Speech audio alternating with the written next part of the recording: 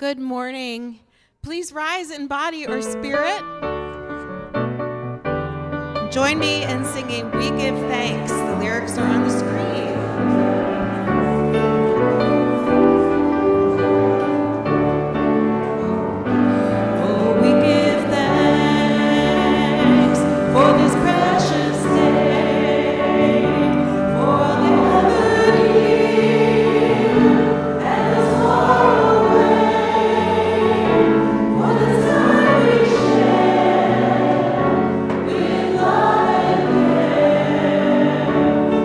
We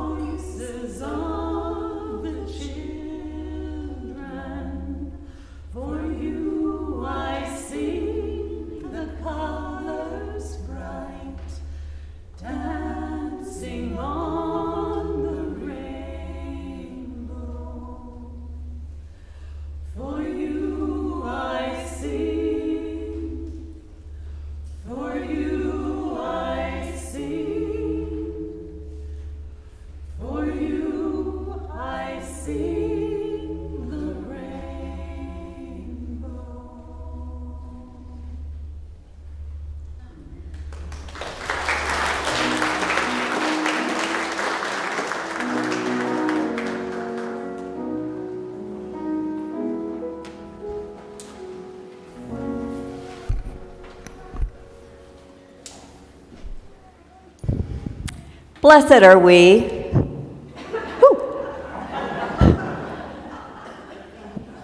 Blessed are we who gather with open hearts together in this space today.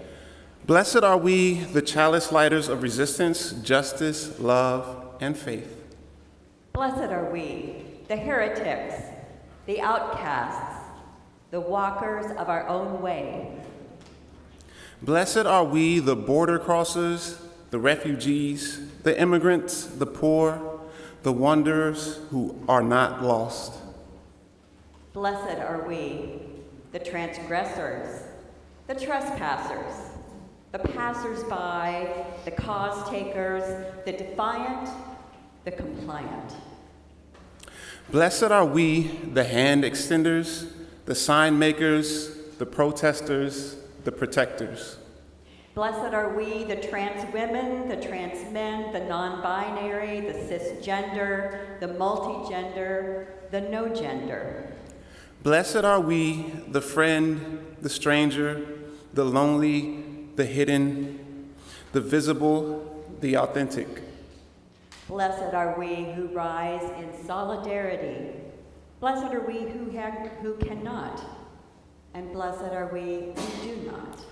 Blessed are we, for this is our beloved community, and this is who we are. And as Daniel lights our chalice this morning, let us be grateful for holiday weekends that encourage us to rest, to reconnect, and to renew our spirits. Thank you.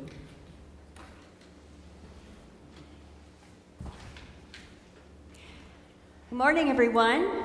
Good morning. And welcome to the Eno River Unitarian Universalist Fellowship here in Durham, or as ERUUF, as we like to say. My name is Reverend Patty Hanneman. I am a member here at ERUUF and serving as your summer minister while your ministers are on much needed, much deserved summer breaks.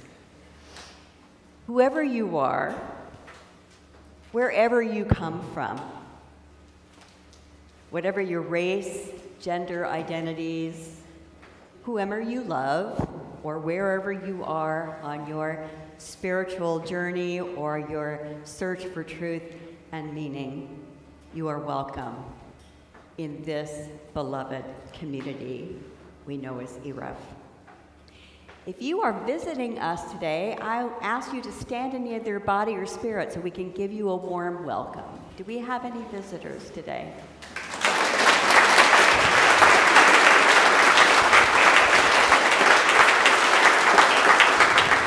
Thank you. Thank you for being gracious enough to let us know, and thank you for joining us today. We're really happy to have you here.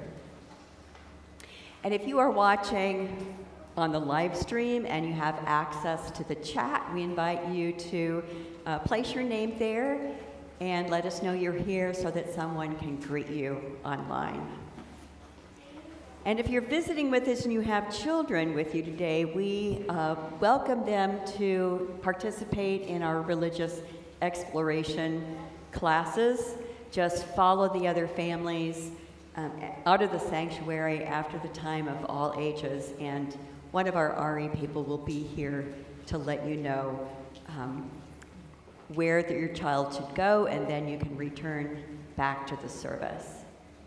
And lastly, I want to kind of give a shout out for next summer's Alabama pilgrimage. I want you to mark your calendars if you are interested in this. A transformative pilgrimage to Alabama from March 29th, 2027 through Friday, April 2nd, 2027. It is a journey through significant sites of the civil rights movement to help us deepen our understanding of the struggle for justice, the courage of those who led the movement, and the ongoing work that we have to do toward equity and liberation. If you want information about this, if you have questions, there will be more information, obviously, through the e-news as we move forward, get closer to that date. But if you do have questions, you can contact Ann Verdon-Jones, who is leading this cause, and they can give you more information about it. This would be a great time to turn down or turn off any devices you might have that could disturb our worship space this morning. So as you do that, I invite you also to take some deep breaths, in and out. Maybe place your feet on the floor, grounding yourself in this space. Through our breath, through the earth.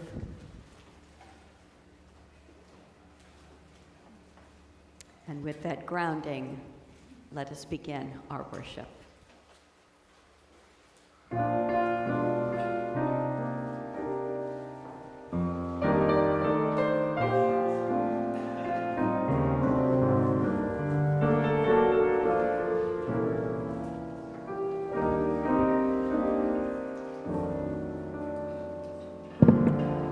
This time I'd like to invite the children, the smallest, the mediumest, the largest, and anyone young at heart who would like to come forward and join me. I have a wonderful story to tell you today about a koala, one of my favorite animals. Do you like koalas? Yeah.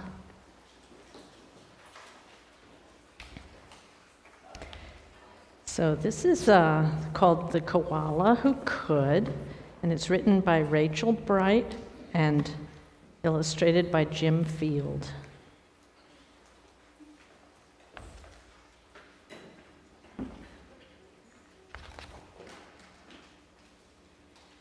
In a wonderful place where the day was just dawning and the breezes blew soft on a warm golden morning, in a place where the creatures ran wild and played free, a koala called Kevin clung to a tree. A nicer gray fellow you never would meet, as soft as a soft thing from ear tufts to feet. His favorite way to relax in the sun was to cling and to nap and to munch a leaf bun. And after all that, well, he'd need a nice rest. You see, Kevin liked sticking to what he knew best. You see, high up was safe, since he liked a slow pace, while the ground down below seemed a frightening place. Too fast, too loud, too big, too strange. Nope. Kevin preferred not to move or to change. So he clung to his tree as he knew what to do and was never too keen to try anything new. So, you see Wombat down below. Wombat shouted, "Hey, Kevin, why don't you come down and play?" I think, I should stay on my plant. I'm busy right now. No, I'm sorry, I can't. "Why not?" cried the Ruse with a super loud cheer. "Yes, why?" called the Dingoes. "There's nothing to fear." But Kevin, who'd never been to one to act fast, said, "I've clinging to do, but it's nice that you asked." And as Kevin sat watching them chatter and share, a part of him wished he could join in down there. It's kind of fun around the campfire. But he knew he'd miss home, so it was dark and so late. The whole thing was risky. Adventure could wait. Whatever the invite, he'd always say no. Oh dear, it seemed like Kevin just couldn't let go. He's up there all the time. His life was the same, no matter the day. The weeks came and went, the months rolled away, and Kevin stayed still while the world around moved, until he awoke to a worrying sound. Tap, tap, tappity tap, the sound went. Well, this was a blow. Tappity tap, tap, tap. Oh no, what do you think's going to happen? You're right, the tree is breaking. Uncling, the crowd called, which had gathered below. Leap, we'll catch you. Just let yourself go. But Kevin was scared. Let go? No, I shan't. I won't, shouted Kevin. Oh dear, I just can't. Whomp! Down came the tree, and with it was bringing crash, a wallop, and a Kevin still clinging. Kevin, he carefully opened one eye. He looked up at the love staring down from the sky. Then one paw by one paw, he loosened his hold. He felt springy, light, happy, and bold. The worst he could think of had just come to pass, and he was just fine. Why, he felt quite first class. So when Wombat leaned over and held his paw out, Kevin no longer felt worry or doubt.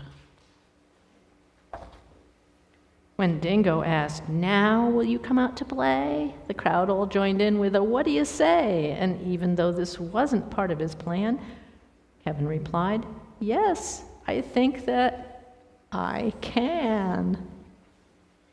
And Kevin, from then on, was always can do, because life can be great when you try something new. Look what he's doing. I think he jumped down that waterfall, maybe just playing in it. Well, at this time, when we sing you out, you can go into the other building for your religious exploration. Have a nice time.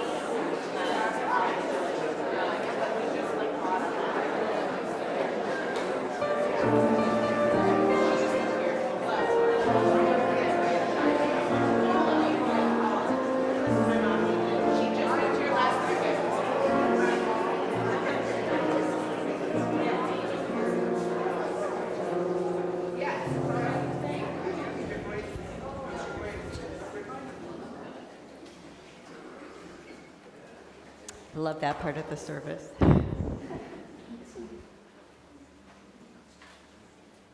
Let's turn our attention then to a more meditative space, a more prayerful space, with these words by the Reverend Michelle Collins.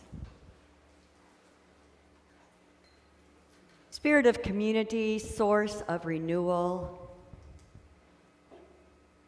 Some days our hearts beat with fire, plan making, chanting, moving, imagining. Other days, the spark barely flickers. The work seems endless, but we are not. Help us honor the cycle, the surge, the setback, the pause. Teach us to rest without guilt, to act without self-righteousness, to remember that resistance too lives in laughter, in tenderness, in song. May this gathering refill what the world drains from us, so that we can return again to the work, still imperfect, still alive, still willing.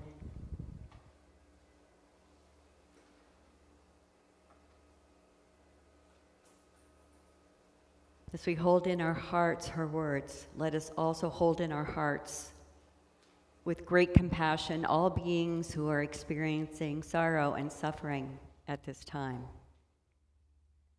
both here and in our community throughout the world. We send our energies toward and offer prayers for the well-being of those the world over who are experiencing any form of trauma, violence, or devastation due to war, climate displacement, hunger, illness, injury, and the loss of loved ones. We pray also for the health of our planet that nurtures our lives. We celebrate this morning with Michael Singletary and their son Emmanuel, who's coming home, who just came home from the hospital and is doing very well. They thank you for this community of support.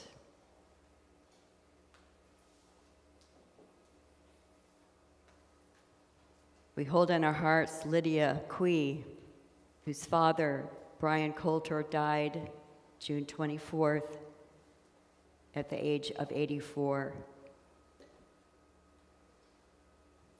Lydia feels buoyed by ERUUF's love and support through his illness this past year.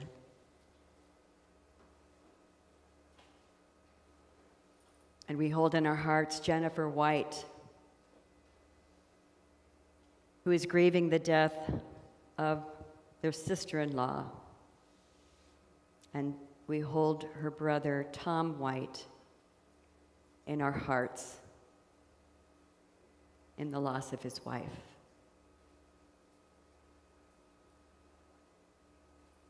In beloved community, we hold all of these things and the unspoken concerns and joy among those who are here with us at ERUUF, and especially those we hold in our hearts this morning. Amen, Ashe, and blessed be. Our meditation hymn this morning is Be Still and Breathe, and the lyrics are on the screen.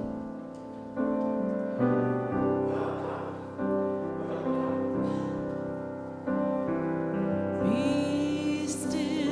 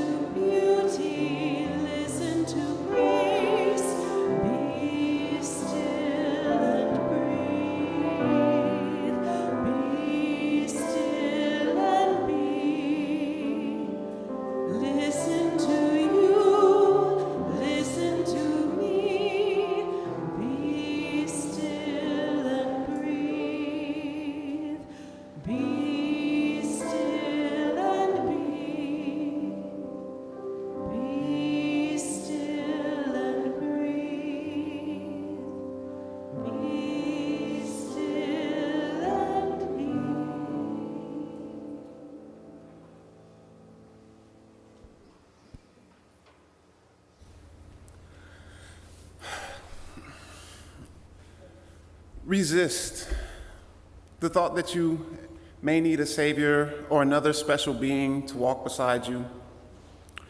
Resist the thought that you are alone. Resist turning your back on the knife of the world's sorrow. Resist turning that knife upon yourself.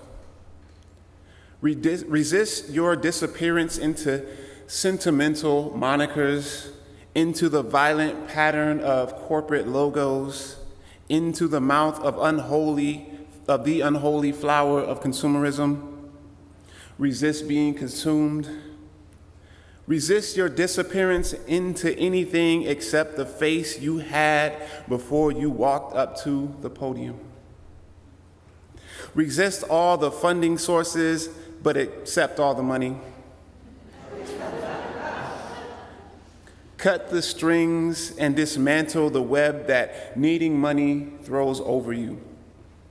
Resist the distractions of excess. Wear old clothes and avoid chain restaurants. Resist your genius and your significance as declared by others. Resist all hint of glory, but accept the accolade as attributes to your double. Walk away in your unpurchased skin. Resist the millionth purchase and go backward. Get rid of everything. If you exist, then you are loved by existence. What do you need? A spoon, a blanket, a bowl, a book. Maybe the book you gave away. Resist the need to worry, robbing everything of immediacy and peace. Resist traveling except where you want to go. Resist seeing yourself in others or them in you.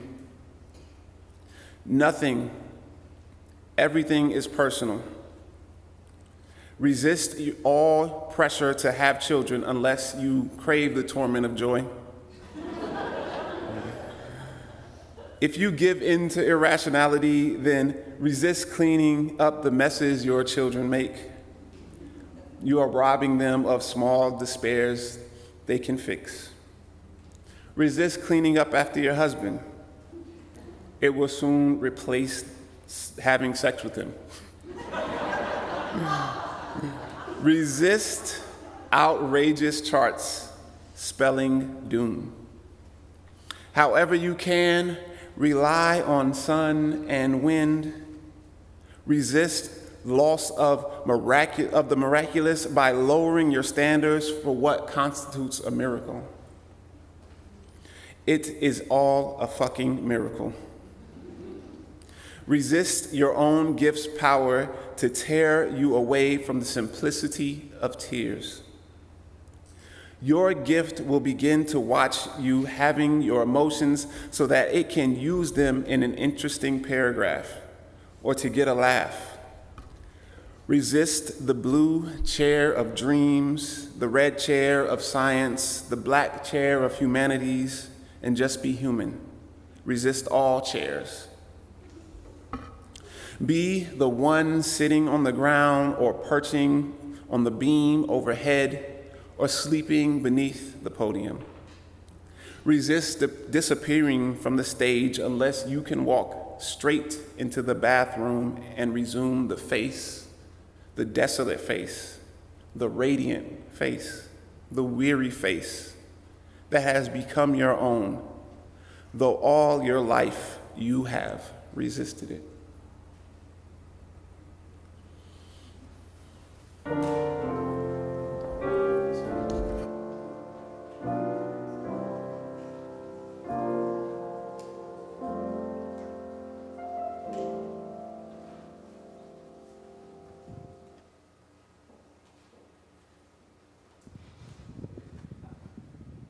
A few weeks ago, I was at a dinner party with some friends where we began to have a conversation about things that make us feel guilty.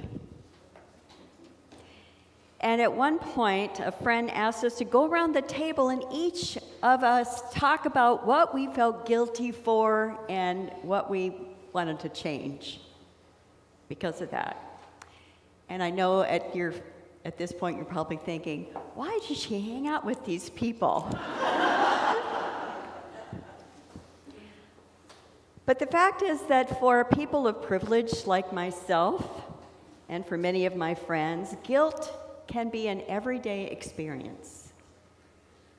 We feel responsible for much that is going on around us. But guilt, this complex and often painful emotion, well, sometimes it can help us make positive changes. Most often, just drags us down and makes us feel bad about ourselves, even having a sense of really misplaced victimization. Love is what motivates, not guilt.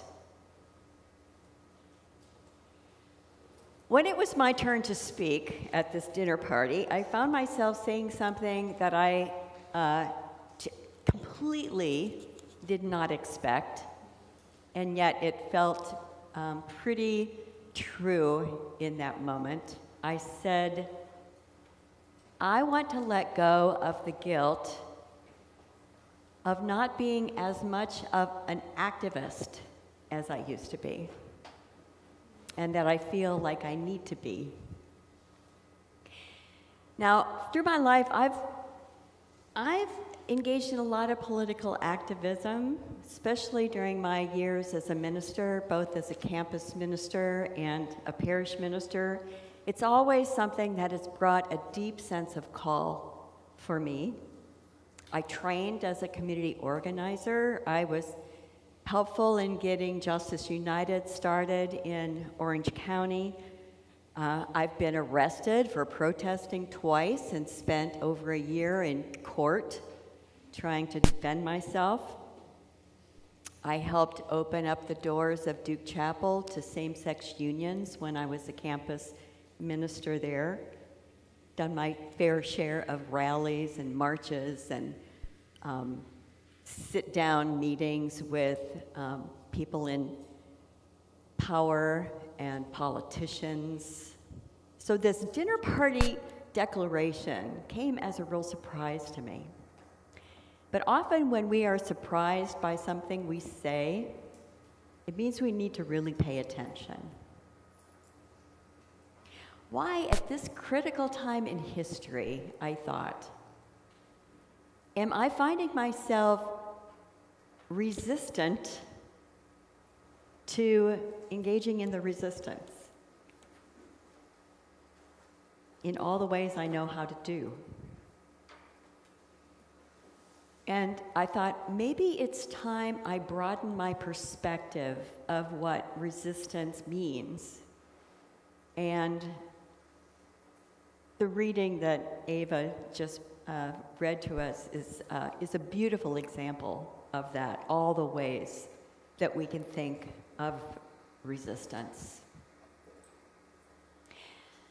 You know, the Trappist monk Thomas Merton once wrote, "It is my intention to make my entire life a rejection of, a protest against the crimes and injustices of war and potential tyranny which threatens to destroy the whole human race and the world."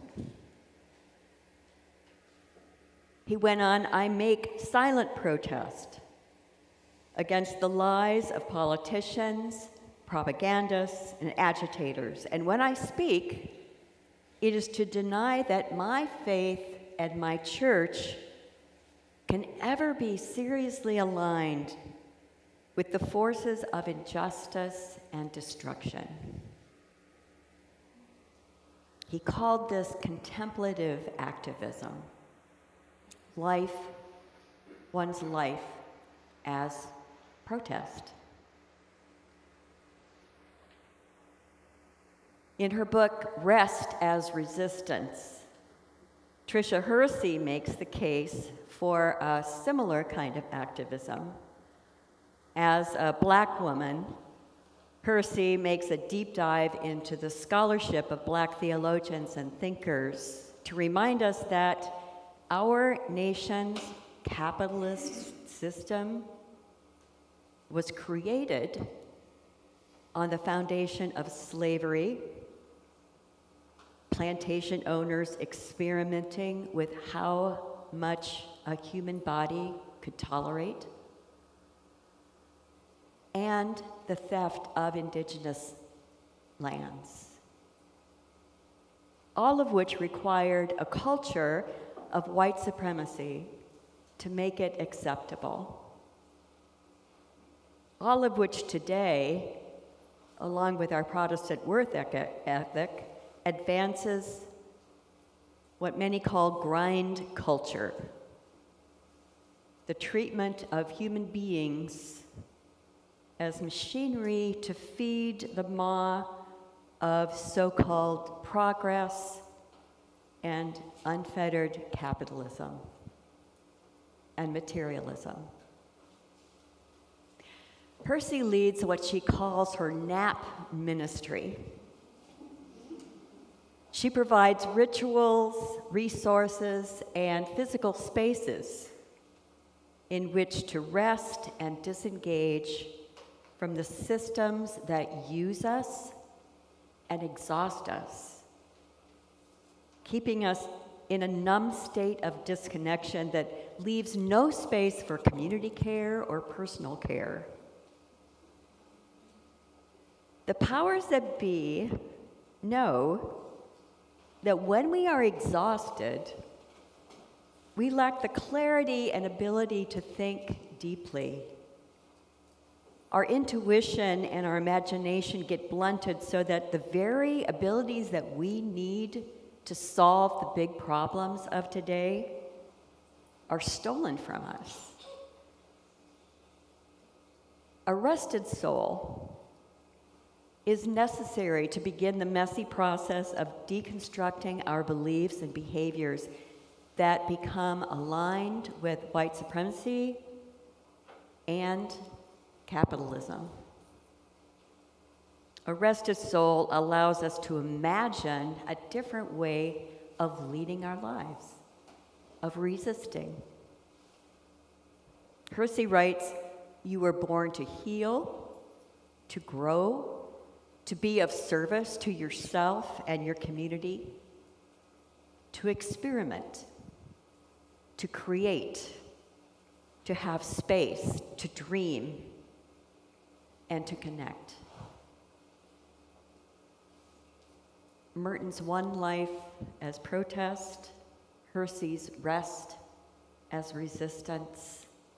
Been thinking about these a lot recently, since that dinner party.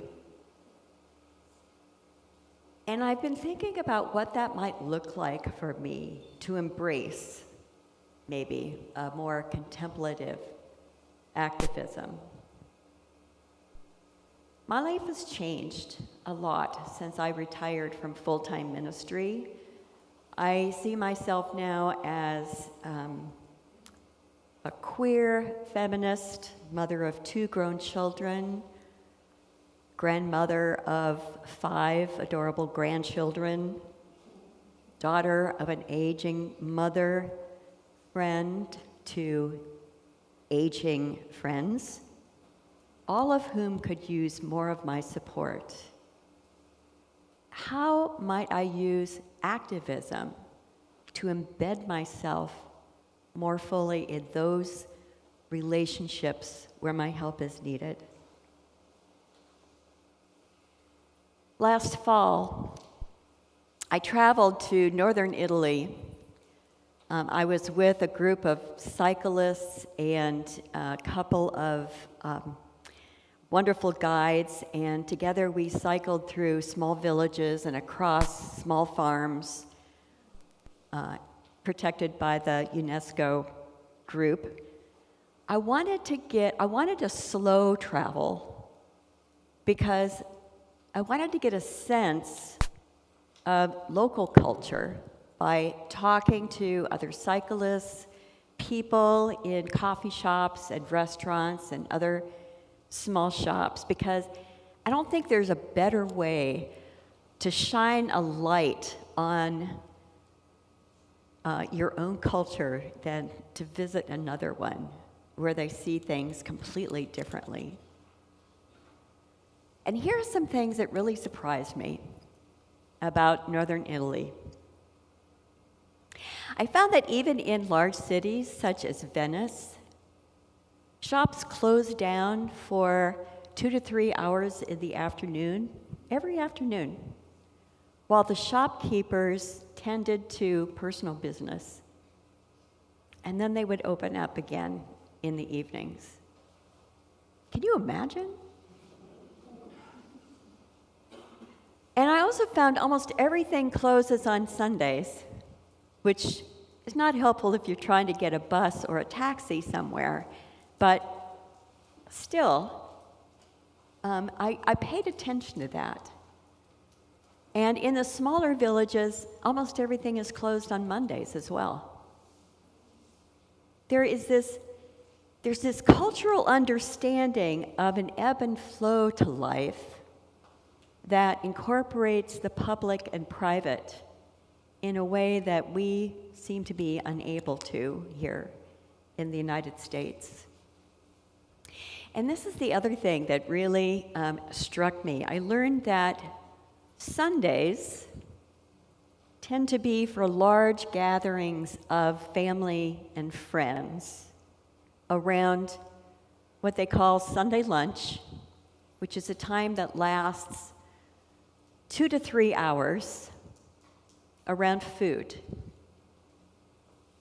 It's the centerpiece of the week from which many derive their sense of place and meaning.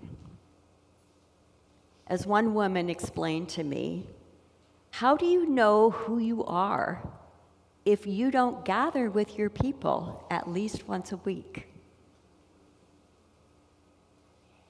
Sitting down to these meals, here's another thing I noticed. I loved the fact that conversation centered around the freshness of the food, much of it just coming from the gardens that morning, and the pleasure of being with one another.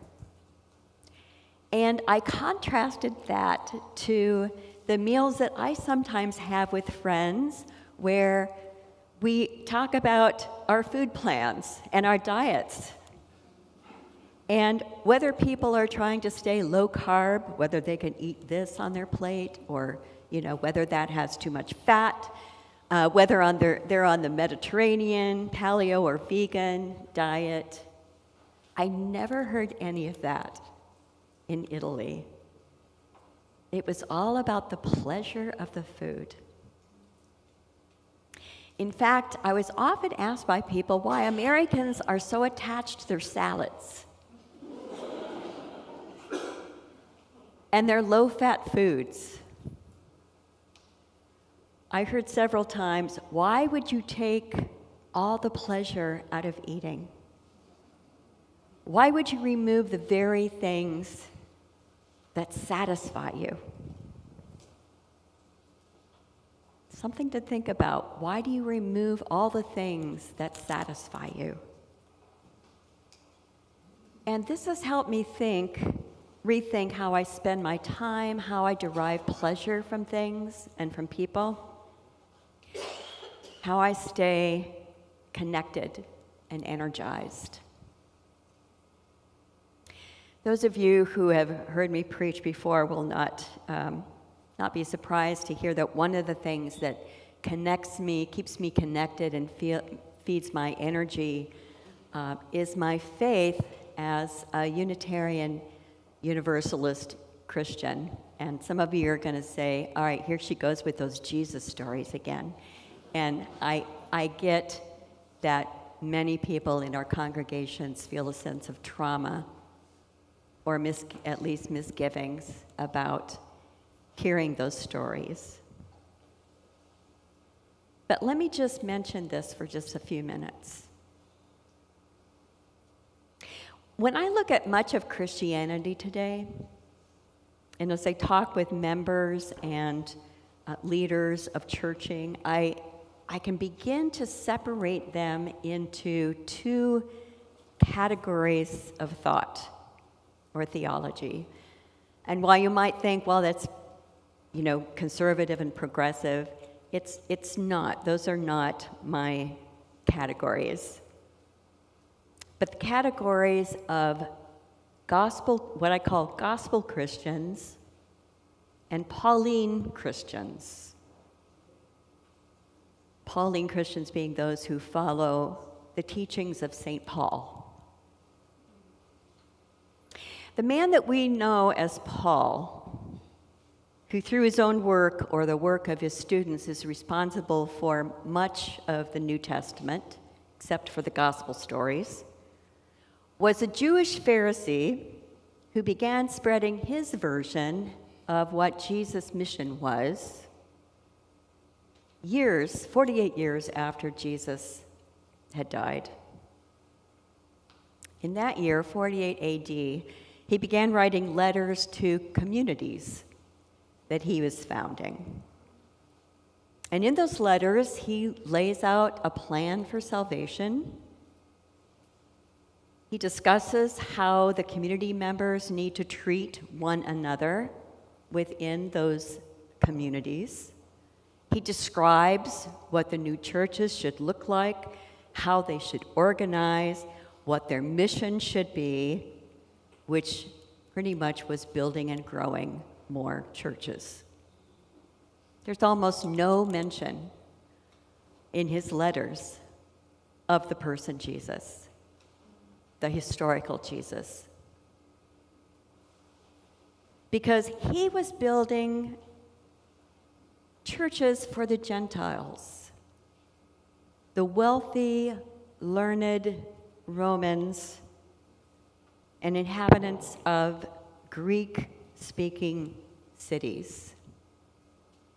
So that in many ways, Paul's mission was to describe and encourage a new faith tradition that would fit with the ruling class of his day, and empire thinking. Paul largely served a system rather than critiquing it.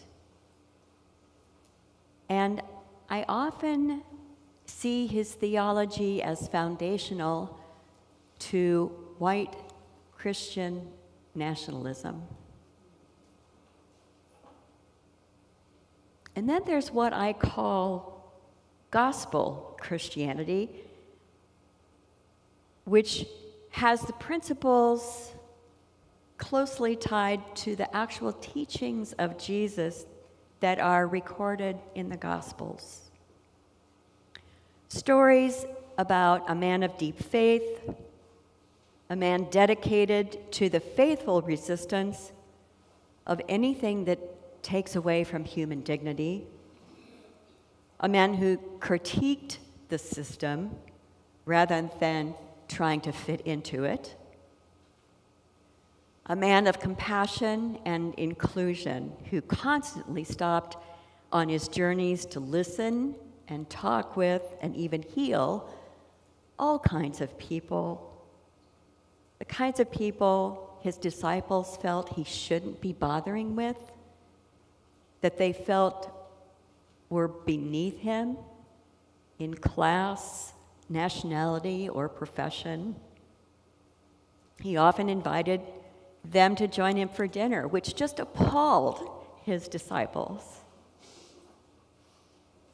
So in large part, his ministry was about helping communities that were oppressed by Roman rule find the emotional space where they could recognize themselves as beloved, inviting them to imagine themselves differently from how the Roman Empire saw them, cogs in the empire's wheel of progress.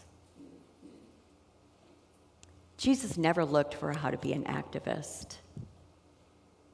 Opportunities arose all around him, and he simply spoke his truth. I have come to recognize that in our Unitarian Universalist congregations, even though Christianity is often hard to listen to because of trauma that you may have experienced in Christian churches, I feel the need to keep preaching gospel Christianity as my way of resisting the Pauline theology that I think has destroyed many of our communities. And so I'm going to continue doing it, my friends, with love, not out of guilt, inviting you to use your imagination about how it might speak to you this morning. In her book, Blessing the World, What Can Save Us Now, the Reverend Dr. Rebecca Ann Parker writes, "The purpose of life is to discover the joy and well-being that simultaneously pleases us and blesses our neighbors. Every act we commit is a contribution to the world. The question is whether our actions will be a blessing or a curse. Resisting what distracts us, disconnects us, exhausts us, and oppresses us always begins by looking at our own lives as we practice speaking the truth of our own conscience.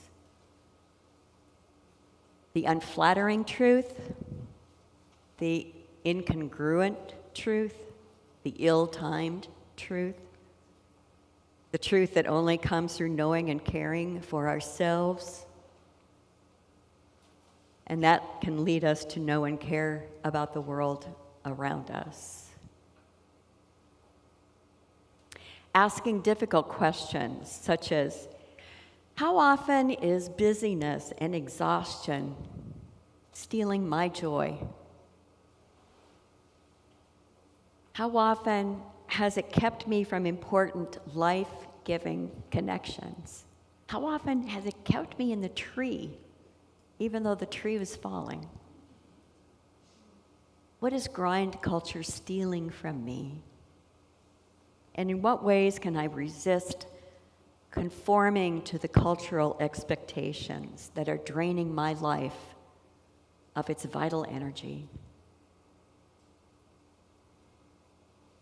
At some point, I suspect it will be time for me to re-engage in the maddening world in a more public way.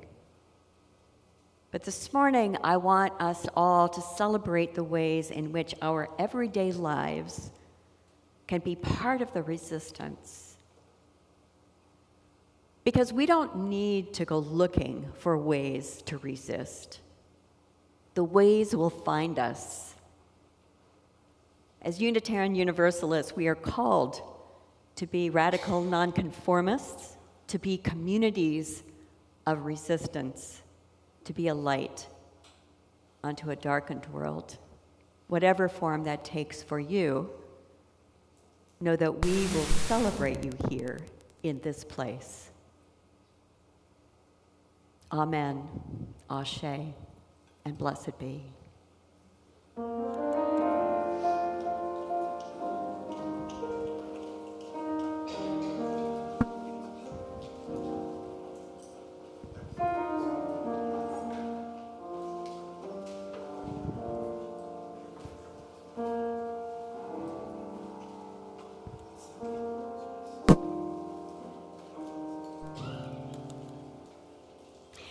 It takes many resources as we weave the fabric of beloved community in our congregation. It includes the offering of our time, talent, creativity, imagination, and treasure, all given as we cultivate hearts of generosity toward our mission, vision, and work in the world. As our greeters come forward to pass the collection pouches, you may place something in it, or you may point your device to the QR code on the screen. You might also use the QR code on one of the cards you find in the pew rack, which will take you directly to our giving portal. And if you need assistance with any of this, you may see someone in the office after the service. Let us continue now with the offertory.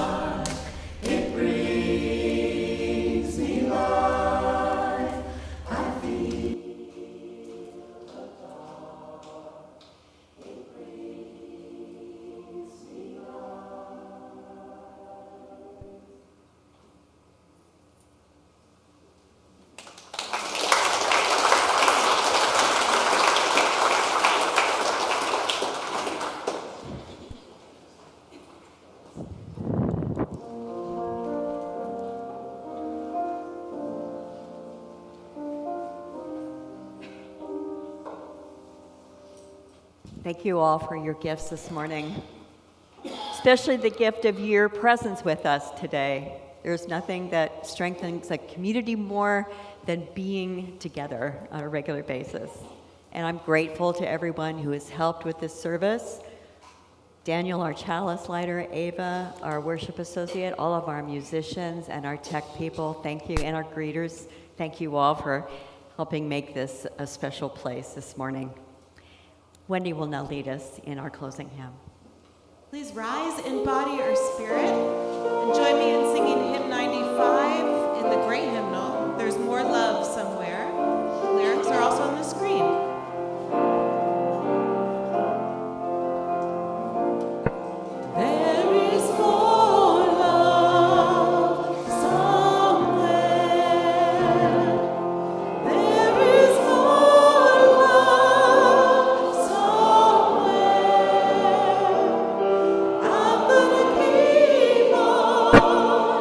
Till I find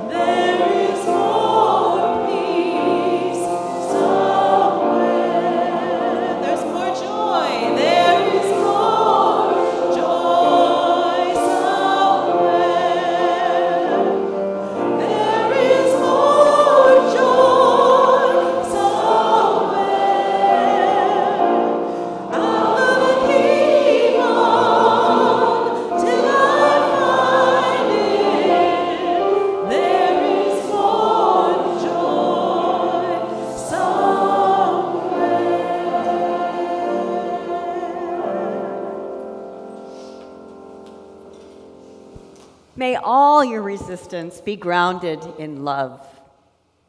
May you know yourself well enough to know when it is time to push and when it is time to breathe. May you remember that resisting takes many forms and that there are many, many ways to bless the world. Go in peace, my friends.